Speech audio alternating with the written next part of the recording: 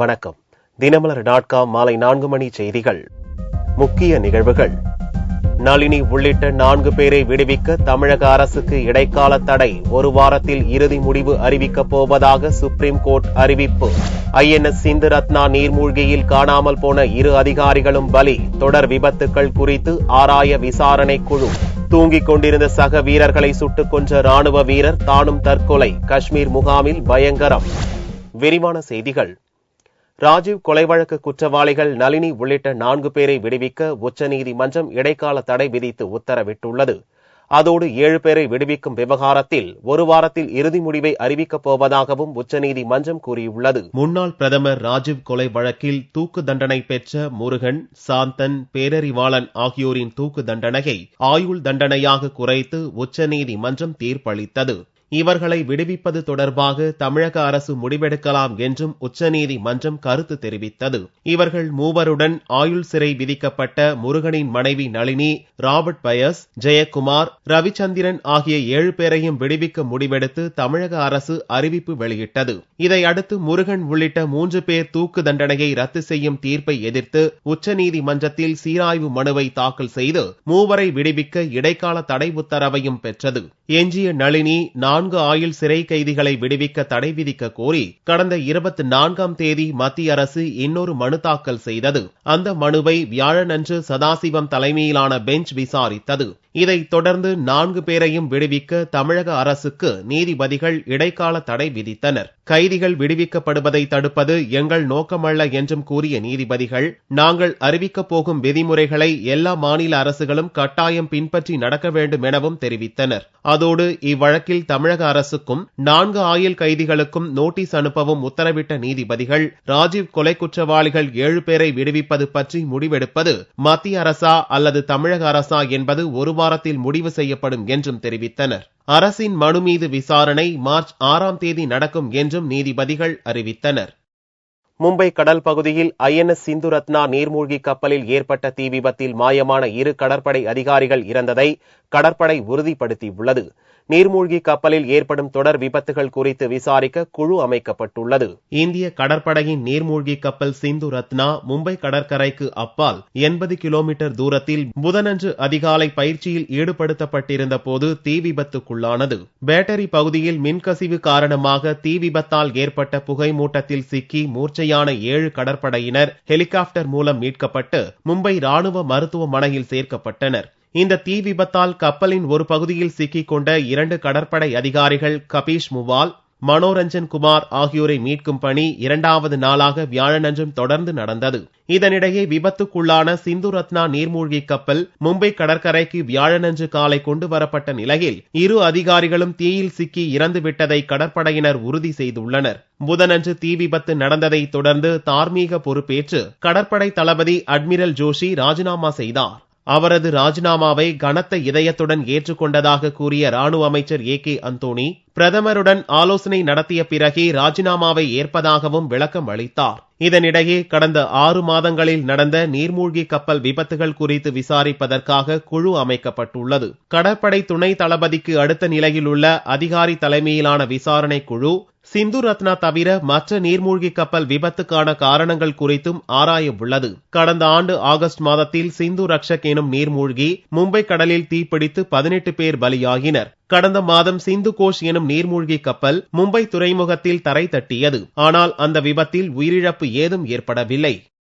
ஜம்மு காஷ்மீர் ராணுவ முகாமில் 5 ராணுவ வீரர்களை சுட்டுக் கொன்றுவிட்டு வீரர் ஒருவர் தானும் தற்கொலை செய்து கொண்டார். ஜம்மு காஷ்மீர் மாநிலம் கந்தர்பால் மாவட்டத்தில் சஃபபோரா எனும் இடத்தில் ராஷ்டிரிய ரைபிள்ஸ் எனும் படைப்பிரிவின் ராணுவ முகாம் உள்ளது.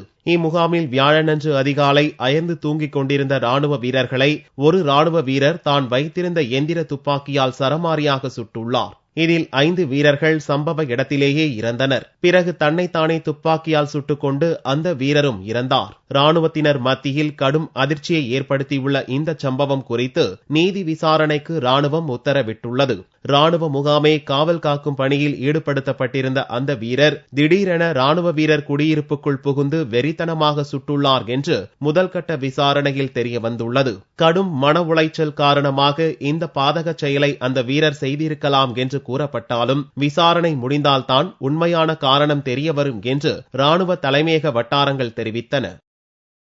சர்வதேச சவால்களை எதிர்கொண்டு வெளிநாட்டு எதிராளி நிறுவனங்களை தோற்கடிக்க ராணுவ சிப்பாய்களைப் போல வர்த்தகர்கள் செயலாற்ற வேண்டும் என்று பாரதிய ஜனதாவின் பிரதமர் வேட்பாளர் நரேந்திர மோடி அழைப்பு விடுத்துள்ளார். அகில இந்திய வர்த்தகர் கூட்டமைப்பின் தேசிய மாநாடு டெல்லியில் வியாழனன்று துவங்கியது. மாநாட்டில் பாரதிய ஜனதா பிரதமர் வேட்பாளர் நரேந்திர மோடி பேசுகையில், மத்திய அரசுக்கும் வர்த்தக சமுதாயத்துக்கும் இடையில் நம்பிக்கை குறைபாடு மிகப்பெரிய அளவுக்கு இருப்பதாக கூறினார். அனைவருமே திருடர்கள் என்கிற ரீதியில் மத்திய அரசும் வருமான வரித்துறையும் தொழிலதிபர்களையும் வர்த்தகர்களையும் பார்ப்பதுதான் இந்த இடைவெளிக்கு காரணம் என்றும் கூறிய மோடி, நல்ல ஆட்சி முறைக்கு பரஸ்பர நம்பிக்கையும் அவசியம் என்றும் தெரிவித்தார். பாரதிய ஜனதா ஆட்சிக்கு வந்தால் தொழில்துறையினரை அச்சுறுத்தும் சட்டங்களை நீக்குவோம் என்றும் மோடி உறுதியளித்தார்.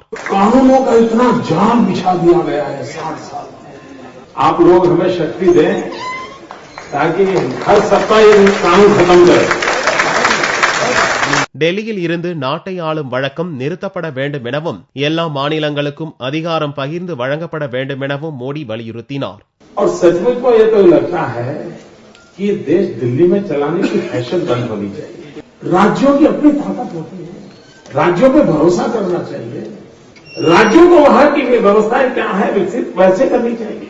உலக அளவிலான வர்த்தகத்தில் நிலவும் சவால்களை சமாளித்து நம்மால் வெற்றி கொள்ள முடியும் என்றும் கூறிய மோடி, சர்வதேச சவால்களை எதிர்கொண்டு வெளிநாட்டு எதிராளி நிறுவனங்களை தோற்கடிக்க ராணுவ சிப்பாய்களைப் போல வர்த்தகர்கள் செயலாற்ற வேண்டும் என்று அழைப்பு விடுத்தார். ஆன்லைன் வர்த்தகத்தை ஒழித்துவிடக் கூடாது என்றும் கூறிய மோடி, அதையும் ஒரு தொழில் வாய்ப்பாக கருத வேண்டும் என தொழிலதிபர்களை வலியுறுத்தினார். நரேந்திர மோடியை ஆண்மையற்றவர் என்ற அர்த்தம் தரும் வார்த்தையால் தாக்கிய மத்திய அமைச்சர் சல்மான் குர்ஷித்தை ராகுல் கண்டித்துள்ளார். மத்திய வெளியுறவுத்துறை அமைச்சர் சல்மான் குர்ஷித் உத்தரப்பிரதேச மாநிலத்தில் நடந்த கூட்டத்தில் பேசும்போது, குஜராத் கலவரத்தை கட்டுப்படுத்த முடியாத நரேந்திர மோடி ஆண்மையற்றவர் என்று கடுமையாக சாடினார். செயல்திறனற்றவர் என்று கூறினால் அது மிதமான தாக்குதலாக இருக்கும் என்பதால் ஆண்மையற்றவர் என்ற பொருளை தரும் நபுன்சக் எனும் ஹிந்தி வார்த்தையை பயன்படுத்தியதாக சல்மான் பின்னர் விளக்கம் அளித்தார். இந்நிலையில் சல்மான் குர்ஷித் பேச்சு குறித்து டெல்லியில் ராகுலிடம் நிருபர்கள் கருத்து கேட்டனர். அதற்கு ராகுல் பதிலளிக்கையில், இதுபோன்ற கருத்துக்களை தான் ஒருபோதும் ஆதரிக்க மாட்டேன் என்று கூறினார். I don't appreciate these type of comments. These are not the type of comments that should be made by Mr. Salman Khurshid. But what about the comments? I do not appreciate this type of language. மோடியை தனிப்பட்ட முறையில் மிக மோசமாக விமர்சித்த சல்மான் குர்ஷித் நிபந்தனையற்ற மன்னிப்பு கேட்க வேண்டும் என பாரதிய ஜனதா தலைவர்கள் பலரும் வலியுறுத்திய போதும் மன்னிப்பு கேட்க சல்மான் குர்ஷித் மறுத்துவிட்டார் என்பது குறிப்பிடத்தக்கது.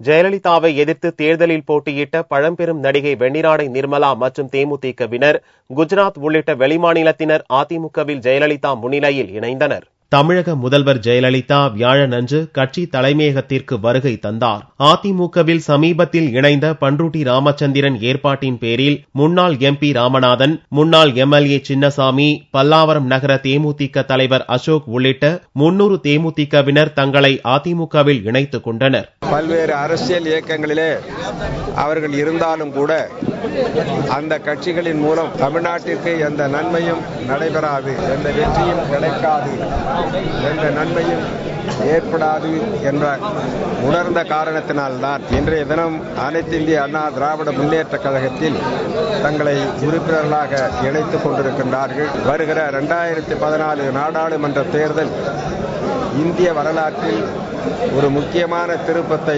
உருவாக்கப் போகின்ற தேர்தலாகும். மேலும் பழம்பெரும் நடிகையும் ஜெயலலிதாவின் முதல் திரைப்படமான வெண்ணிராடை படத்தில் இணைந்து நடித்த நடிகையுமான நிர்மலாவும் அதிமுகவில் இணைந்தார். 1989ஆம் ஆண்டு நடந்த சட்டசபை தேர்தலில் போடி தொகுதியில் ஜெயலலிதாவை எதிர்த்து ஜா அணி சார்பில் போட்டியிட்டவர் வெண்ணிராடை நிர்மலா என்பது குறிப்பிடத்தக்கது. இதைத் தொடர்ந்து மைத்ரேயன் MP ஏற்பாட்டில் குஜராத், உத்தரப்பிரதேசம், மத்திய பிரதேசம் உள்ளிட்ட பல்வேறு மாநிலங்களில் இருந்து 193 பேர் தங்களை அதிமுகவில் இணைத்துக் கொண்டனர். காங்கிரஸ், பாமக, தேமுதிக உள்ளிட்ட பல்வேறு கட்சியினரும் அதிமுகவில் இணைந்துள்ளனர். மகளிர் கல்லூரிக்கு அருகில் உள்ள மதுக்கடையை அகற்றக் கோரி சென்னையில் மாணவிகள் மனித சங்கிலி போராட்டம் நடத்தினர். சென்னை பிராட்வே பாரதி மகளிர் கலைக்கல்லூரி பேருந்து நிறுத்தம் அருகில் தமிழக அரசின் டாஸ்மாக் மதுக்கடை இயங்கி வருகிறது. இங்கு மது அருந்திவிட்டு வருபவர்கள் மாணவிகளை ஆபாசமாக பேசுவதும் அச்சுறுத்துவதும் என்று அத்துமீறுவதாக மாணவிகள் தரப்பில் புகார் எழுந்தது. இது தொடர்பாக மாவட்ட கலெக்டர் மற்றும் முதல்வரின் தனிப்பிரிவில் மாணவிகள் புகார் மனு அளித்தனர். ஆனால் எவ்வித நடவடிக்கையும் எடுக்கவில்லை என்று கூறிய மாணவிகள் மதுக்கடையை அகற்றக் கோரி வியாழக்கிழமையன்று மனித சங்கிலி போராட்டம் நடத்தினர். மதுக்கடையால் தங்களுக்கு பாதுகாப்பில்லை என்று மாணவிகள் அச்சம் தெரிவித்தனர். நீண்ட காலமா எங்களுடைய கல்லூரி வெகு அருகில டாஸ்மாக் கடை ஒன்று இயங்கி வருது.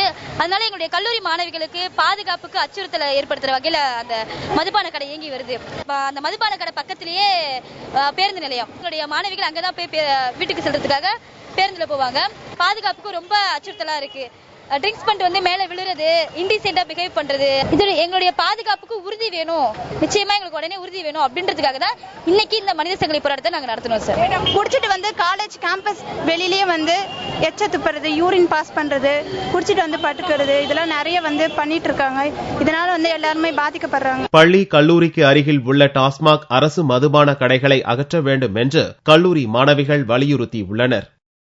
கோவை அன்னூரில் ரசாயன கழிவுகளை குளங்களில் கொட்டுவதற்காக வந்த லாரிகளை விவசாயிகள் சிறைப்பிடித்து கலெக்டர் அலுவலகத்தில் ஒப்படைத்தனர். கோவை மாவட்டம் அன்னூர் பகுதியில் 50க்கும் மேற்பட்ட தொழிற்சாலைகள் இயங்கி வருகின்றன. இந்த தொழிற்சாலையில் சேகரிக்கப்படும் சுத்திகரிக்கப்படாத ரசாயன கழிவுகள் லாரிகளில் ஏற்றப்பட்டு அப்பகுதியில் உள்ள குளங்கள் மற்றும் குட்டைகளில் கொட்டப்படுகிறது. இதனால் நிலத்தடி நீர் மாசுபடுவதுடன் தண்ணீரை பயன்படுத்த முடியாத நிலை ஏற்பட்டது. இது குறித்து அன்னூர் பகுதி விவசாயிகள் மற்றும் பொதுமக்கள் மாவட்ட நிர்வாகத்திடம் புகார் அளித்தும் கழிவுகள் தொடர்ந்து கொட்டப்பட்டன. இந்நிலையில் தொழிற்சாலையிலிருந்து ரசாயன கழிவுகளை ஏற்றி வந்த 3 லாரிகளை வரதையாம்பாளையம் அருகே பார்த்த விவசாயிகள் அவற்றை மடக்கி சிறைப்பிடித்தனர். தாசில்தார் மற்றும் மாசு கட்டுப்பாட்டு வாரிய அதிகாரிகளுக்கு இது குறித்து தகவல் அளித்தனர். சம்பவ இடத்திற்கு வந்த அதிகாரிகள் லாரிகளை பறிமுதல் செய்து கலெக்டர் அலுவலகத்தில் ஒப்படைத்தனர். பஞ்சாயத்துல ஒரு எஸ்விங்கிற கம்பெனி அங்க இருக்கிற ஒரு கழிவு மணல் எடுத்துட்டு 3 லாரி வந்து எடுத்துட்டு போய் குப்பைபாளையம் பஞ்சாயத்துக்கு உட்பட்ட ஒரு பகுதியில் கொட்டுறதுக்காக போனாங்க. முதல் ஒரு விவசாய பகுதியில் தான் கொட்டியிருக்கிறாங்க. அதைய பார்த்துட்டு திரும்பி அடுத்த லோடு வர்றப்ப லாரியை வழிமறிச்சு இங்க ஒரு மாசு கட்டுப்பாட்டு வாரிய அதிகாரிக்கு தகவல் கொடுத்துருக்கோம். அவங்க வந்து ஒரு லாரி கொண்டு போய் எடுத்த இடத்துல கொட்டிட்டு அவங்க பதிவு எல்லாம் பண்ணிட்டு போயிருக்கிறாங்க. மீதி 2 லோடையும் கொட்டப்பட்ட காலி லாரி மொத்தம் 3 லாரி இங்க மாவட்ட ஆட்சியருடைய கவனத்துக்கும் அவங்க நடவடிக்கைக்காக இங்கு கொண்டு வந்திருக்கிறோம். ரசாயன கழிவுகளை ஏற்றி வரும் லாரிகள் மீது அதிகாரிகள் கடும் நடவடிக்கை எடுக்காததால் தான் தொடர்ந்து குளங்களில் கழிவுகள் கொட்டப்படுவதாக விவசாயிகள் புகார் தெரிவித்தனர். கோவை சாடிவயல் யானைகள் முகாமைச் சேர்ந்த நஞ்சன் என்ற கும்கி யானை உடல்நலக் குறைவால் பரிதாபமாக உயிரிழந்தது. கோவை சாடிவயல் யானைகள் முகாமில் நஞ்சன், பாரி என்ற 2 கும்கி யானைகள் பராமரிக்கப்பட்டு வந்தன. இந்த யானைகள் மூலம் மலை கிராமங்களில் நுழையும் காட்டு யானைகள் விரட்டப்பட்டு வந்தன. கடந்த டிசம்பர் மாதம் மேட்டுப்பாளையத்தில் நடந்த யானைகள் முகாமில் நஞ்சன் மற்றும் பாரி கலந்து கொண்டன. முகாம் முடிந்து அந்தந்த பகுதிகளைச் சேர்ந்த யானைகள் அனுப்பப்பட்ட நிலையில் இந்த 2 யானைகளுக்கும் மதம் பிடித்ததால் சாடிவயலுக்கு அனுப்பவில்லை. இதனால் நஞ்சன் மற்றும் பாரியை மேட்டுப்பாளையம் முகாமிலேயே இரும்புச் சங்கிலியால் கட்டி போட்டு கால்நடை மருத்துவர்கள் சிகிச்சை அளித்தனர். இதில் பாரி குணமாகிய நிலையில் நஞ்சனுக்கு மதம் குறையவில்லை. இதனிடையே நஞ்சன் யானையின் காலில் கட்டப்பட்டிருந்த சங்கிலி இறுகி பலத்த காயம் ஏற்பட்டதுடன் 10 நாட்களாக யானை உணவு அருந்தவில்லை. மருத்துவர்கள் தொடர்ந்து சிகிச்சை அளித்தும் சிகிச்சை பலனின்றி கும்கி யானை நஞ்சன் பரிதாபமாக உயிரிழந்தது.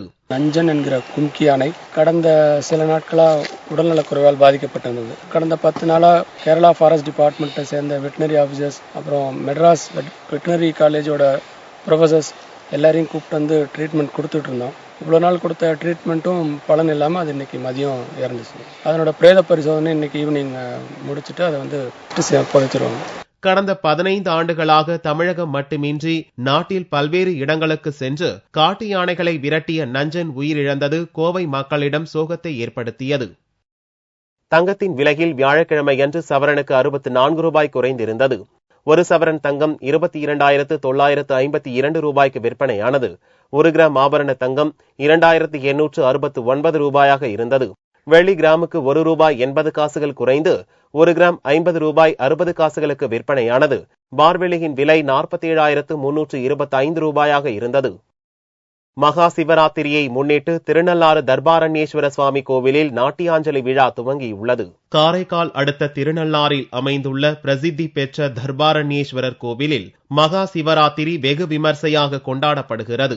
இந்த ஆண்டு விழாவை முன்னிட்டு புதன்கிழமை இரவு நாட்டியாஞ்சலி துவங்கியது. விழாவை கலெக்டர் முத்தம்மா குத்துவிளக்கேற்றி துவக்கி வைத்தார். விழாவில் பல்வேறு பகுதிகளைச் சேர்ந்த கலைஞர்கள் பங்கேற்றுள்ளனர். துவக்க நாளில் திருச்சி, மும்பை மற்றும் சென்னையைச் சேர்ந்த பரதநாட்டிய கலைஞர்களின் நடனம் நடைபெற்றது.